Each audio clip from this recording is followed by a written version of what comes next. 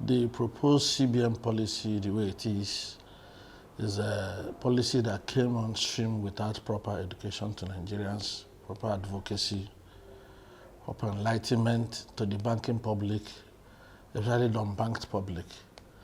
So having said that, I'm one of the persons that said that the timing is wrong, it is not well nurtured, and its implementation will occasion more hardship for the lower and middle class, especially in the long run. And as such, I was able to make contributions that suggest that I'm not in support of that policy at all for now. What is the You learn from experience. Nigeria is a population of over 230 million people, plus minus. We are not more populated than India.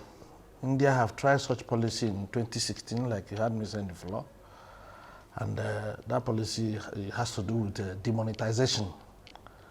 That was precisely when India had to withdraw 500 rupees and 1,000 rupees for circulation as a result of bulk amount of liquid cash outside the banking system of the National Bank of India.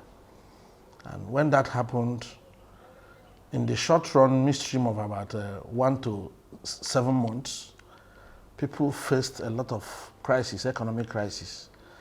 The lower class, retailers, petty traders, people who live on daily stipend, they found it very difficult to operate.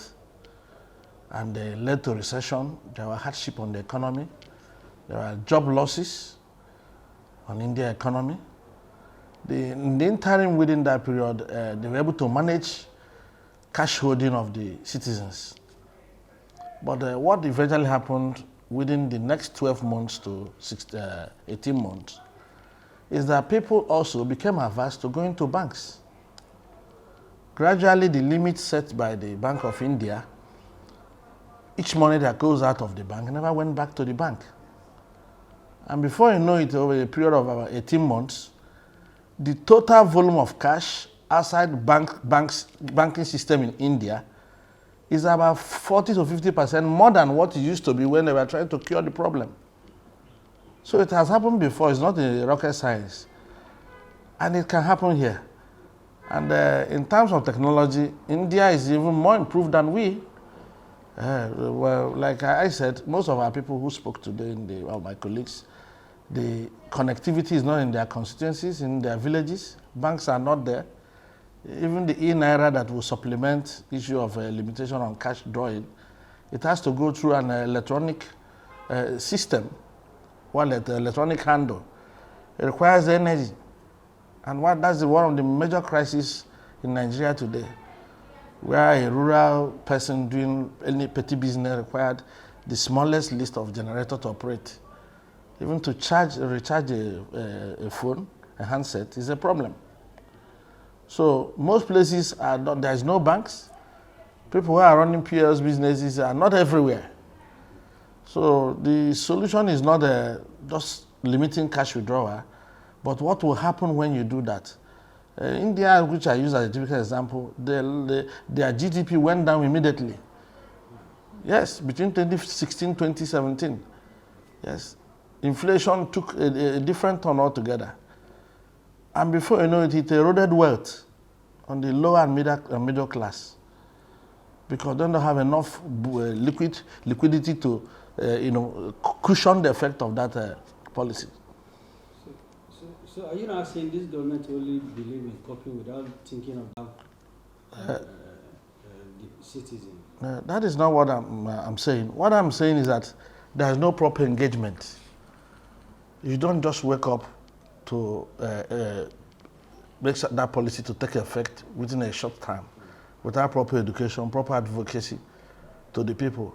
Most of our people are talking about security challenges in view of people who are anti-corruption, payment of ransom for terrorism and all these, what do you call it, kidnapping and militancy going on here and there. When you just oppose it to the effect on about 230 million people, it will be devastating.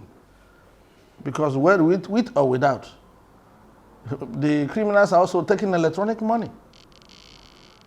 Yeah, we've seen instances where money is being wired to POS agents, to Bureau change agents, to different agents for settlement of ransom. So I think the issue of security has to do more of intelligence, deployment of equipment, drones, using GPRS and later technology in telecom to track communication and pin down people who are engaged in such nefarious activities. And also strengthen control on Nigerian Financial Intelligence Unit to also regulate how people move money from one end to the other. But the issue of boxing everybody to the corner within a short time frame of December 15 to January thereabout, without proper education, I mean, it is going to cripple production, especially at the lower level. Now the House has agreed to invite the CBN. The same way that the government were able to educate people during COVID, they should also embark on such enlightenment, zone by zone, state by state, cluster by cluster. I can tell you that even the policy that is being announced, the rural farmer in somewhere does not know that this is happening. You see, he or she, is little savings are made to be trapped on the box. So my advice is the central bank not to resign the decision, but get proper engagement of the teeming Nigerians and onboard this policy in a manner that it will not hurt the fragile economy that we are operating on as of today. Thank you very much. Thank you.